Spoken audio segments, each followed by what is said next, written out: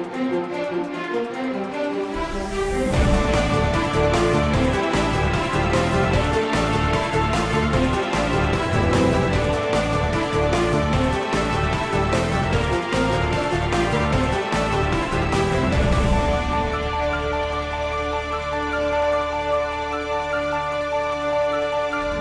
to the InfoWars Nightly News. It is Tuesday, January 21st, 2014, and I'm Leanne McAdoo.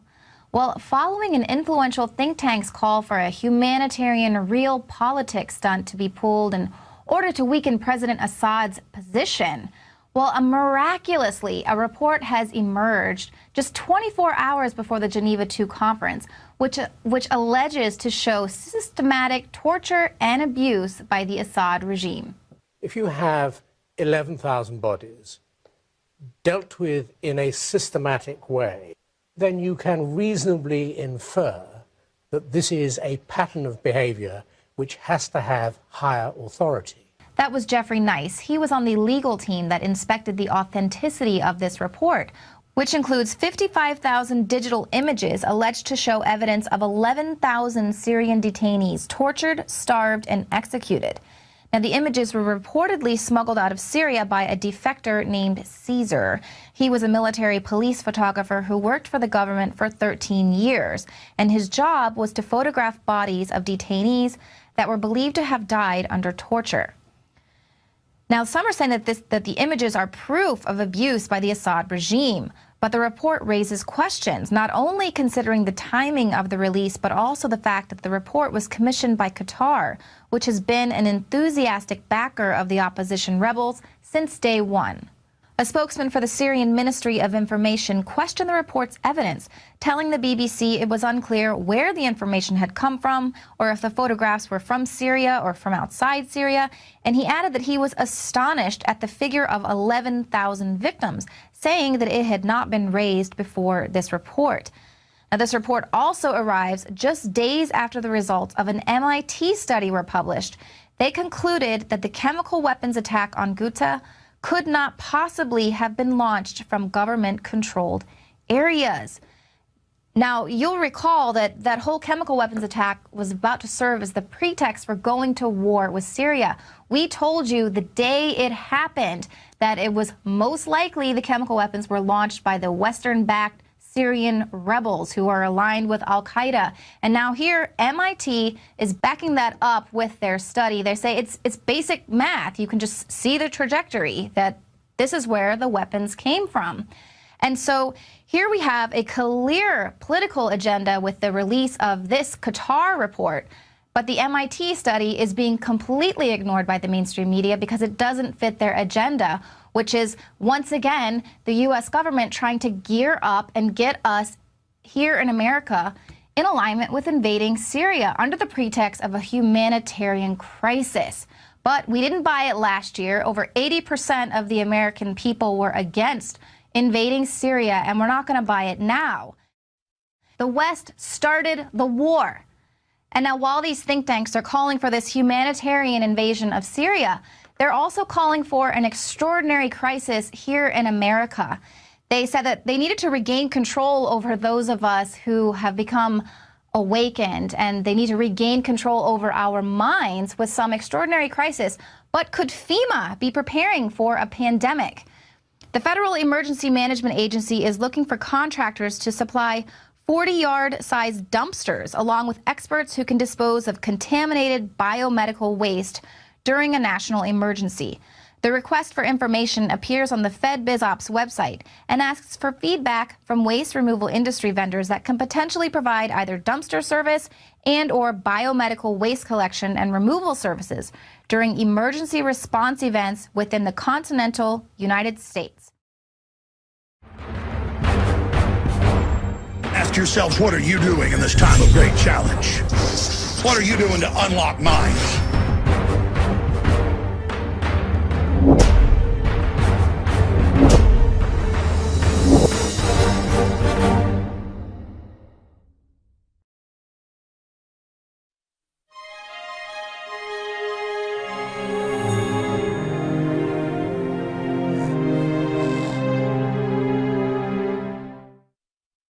Now, we know that this year's flu season is being hyped up as being really dangerous and deadly. And of course, that's only fueling this concern that the agency is preparing for a pandemic.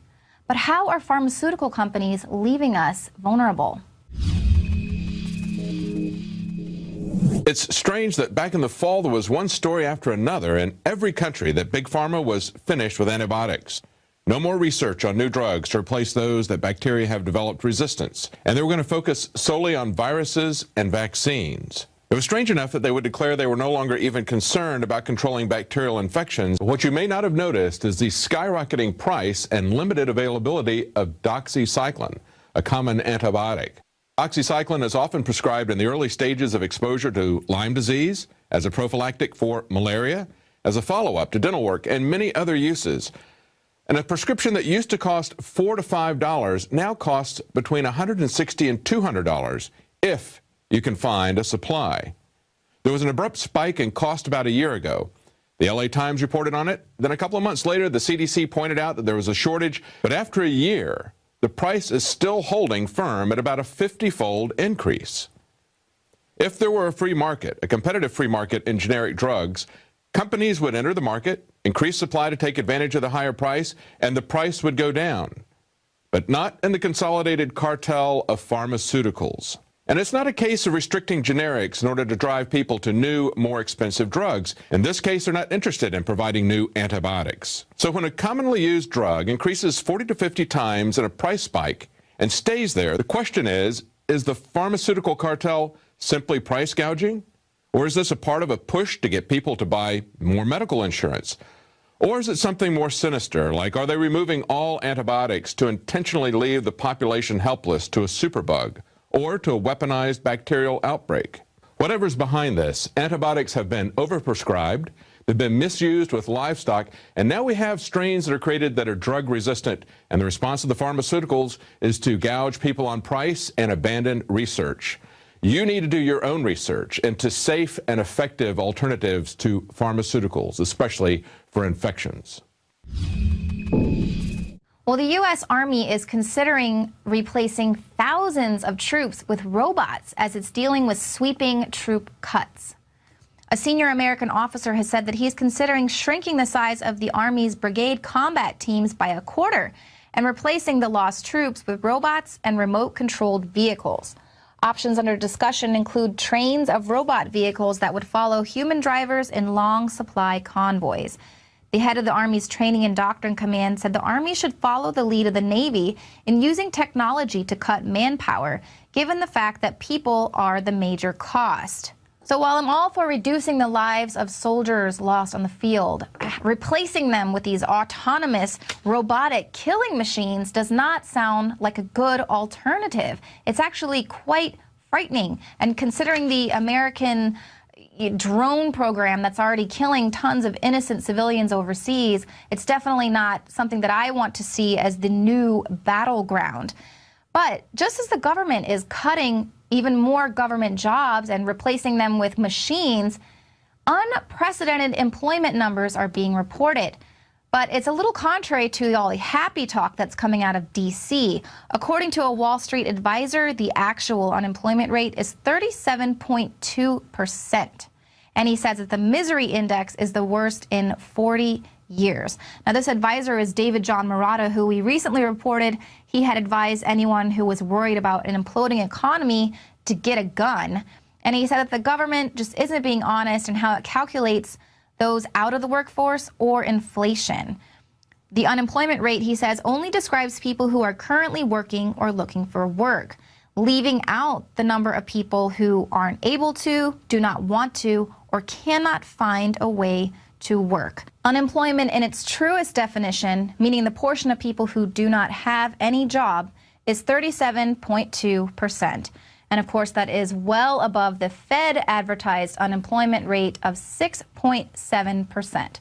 But why does the Fed want to underreport? Well, in addition to not wanting the Obama administration to look like huge failures, it's in order to maintain the psyop that everything's fine and they've got it all under control. Now you can watch The Alex Jones Show live as it happens at Infowars.com/show. You'll find links to all of our content there and a free 15-day trial for Prison Planet TV. More than 60 movies and documentaries all in one place at Infowars.com/show.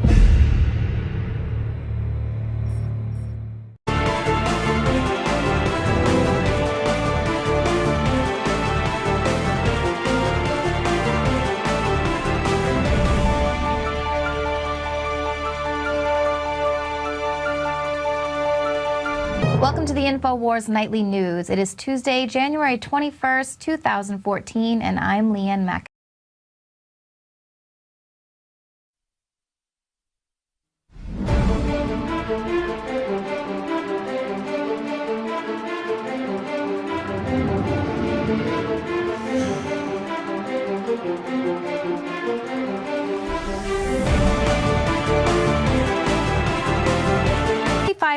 Digital images alleged to show evidence of 11,000 Syrian detainees tortured, starved, and executed.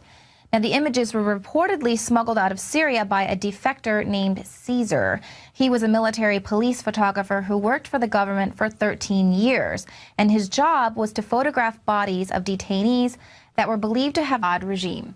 If you have 11,000 bodies dealt with in a systematic way, then you can reasonably infer that this is a pattern of behavior which has to have higher authority. That was Jeffrey Nice. He was on the legal team that inspected the authenticity of this report, which includes 50.